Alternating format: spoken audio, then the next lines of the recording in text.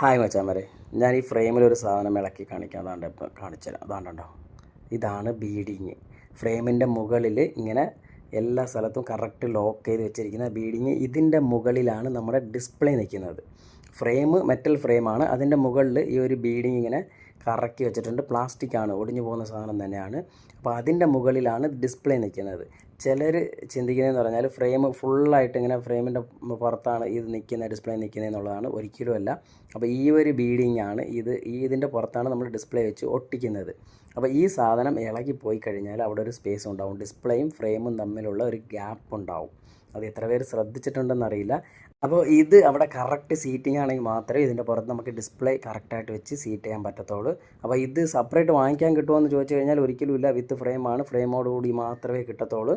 അല്ലാതെ പുറത്ത് സെപ്പറേറ്റ് ഒന്നും ഇതുവരെ കിട്ടിയിട്ടില്ല. എന്തായാലും ഞാൻ ഫുൾ വീഡിയോ അപ്ലോഡ് ചെയ്യാം. അപ്പോൾ നമ്മുടെ വീഡിയോ ഇഷ്ടപ്പെട്ടെങ്കിൽ ചാനൽ സബ് ചെയ്യാൻ മറക്കല്ലേ മച്ചാൻ. ബൈ.